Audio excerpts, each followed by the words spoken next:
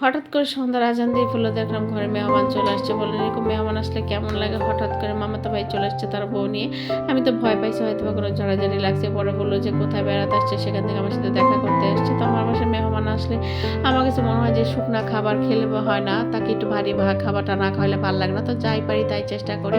তেমন একটা সময় ছিল যে ফ্রিজে মুরগি মাংস ছিল না, গরু মাংস মহিষের মাংস ছিল, এখন সেটা এখন ফ্রিজ থেকে যদি নামাই সেটা এখন রান্না হবে না, যার জন্য আমি আর সেটা করি নাই। তাই ভাবলাম তাহলে এক কাজ করি, আমি সেটাকে সিদ্ধ খালাকে দিয়ে একটা মুরগি নিয়ে আসি, সেই মুরগিটা আমি রান্না করে দিই খালাকে দিয়ে করলাম। আর এখানে কিছু ঘরে যা ছিল তাই দিলাম, মিষ্টি, কেক আর কলা আর পিঠা বানিয়েছিলাম, সেই পিঠাও দিলাম আর চা দিলাম। তারপর সন্ধ্যা খাবার খেয়ে চলে যাবে, মানে নাস্তা বানিয়ে বলছি এটা কী করে হয়। তারপর ঝটপট মানে তরমুজও ছিল, ঝটপট যা পারছিলাম তাই তাদেরকে করে খাওয়ালাম। আর আমার তো খালাতো বোন ছিল, আর কিন্তু মা বাপ কেউ ছিল না, পৃথিবীতে নাই। ওদেরকে আমার মামা মামিরা দেখাশোনা করে পালে, আর আমি একটা চকলেট মুখে ঢুকিয়ে দিলাম। আর এই তো দেখেন তারা এখন খাটের মধ্যে বসে বসে এখন পিচিটাকে খাওয়াচ্ছে।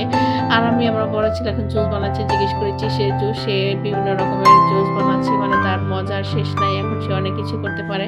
ছোট ভাইকে স্ট্রবেরি জুস বানায় খাওয়ায়। আর আসলে কিছু জিনিস কিন্তু বাচ্চারা শিখতে পারলে ভালো লাগে, যখন নতুন নতুন শিখে তখন দেখেন আপনাকে অনেক কিছু সে দেখা হবে, আম্মু খাও, বাবা খাবে, মানে সবাইকে খাওয়ানোর চেষ্টা করে।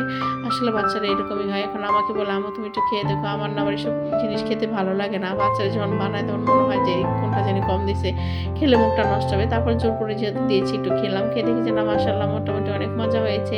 সে এখানে দুধ, কলা, তারপর স্ট্রবেরি, তরমুজ সব কিছু দিয়ে বানাইছে, ভালো লাগছে। আর এই ফাঁকে আমি একটু মুরগির মাংসটা চড়াই ফেলছি, রান্না করে ফেলছি, পোলাও চড়াই ফেললাম, একটু ডিম ভুনা করে দিব, মানে যা পারি তাই দিব।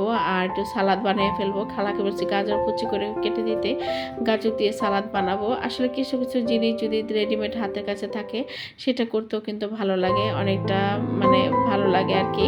তো যাই পারি না কেন তাই কিন্তু করার চেষ্টা করি। আর এই দেখেন আমাদের ছোট্ট নান্নু মুন্নু, সে কীভাবে খেলাধুলা করতেছে। তার খেলাধুলা, তাকে একটা মুরগি বাচ্চা দিয়েছে, সে খেলতেছে, সে মুরগি বাচ্চা দিয়ে ভারী খেলা খেলতেছে। তো ওদের খেলাধুলা শেষ, খাওয়া দাওয়া শেষ, এখন তারা চলে যাবে। আর এখন আমার মামাতো ভাইয়ের বউ এখন জুতা পরতে পারতেছে না, তার জুতা পরতে খুবই কষ্ট হচ্ছে, কারণ সে যেহেতু ভারী মানুষ, জুতাটা সে সিঁড়িতে বসছে, তার মধ্যে ছোট বাচ্চাটাকে কোলে নিয়ে নিচ্ছে। এখন সে বারবার বলতেছে জামাইকে ওকে একটু ধরো, বলতেছে তুমি আরো পরে রাখি ধরো, মানে কি একটা আশ্চর্য ব্যাপার। তো আজকের মতো এখানে আমাদের ভিডিওগুলো ভালো লাগলে অবশ্যই দেখবেন, জানাবেন। যাও আচ্ছা থাক, যাও যাও, ফেমানিল্লাহ যাই, ফোন দিস না আদিল ফুপি, বুঝবো না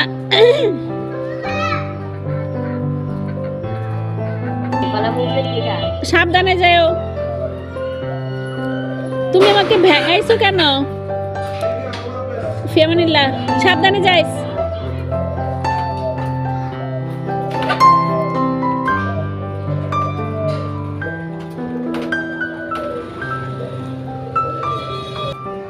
ওই যে সামিয়া সামনে ওঠে, এই ওড়না টাইনা নাও, যাও ভালো করে যাও, তোয়ালি দেহের কাছে দাও, পয়রা তো যাইব না।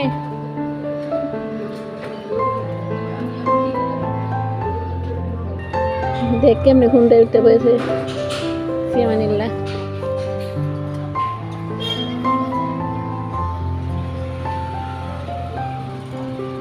সবাই ভালো থাকুক।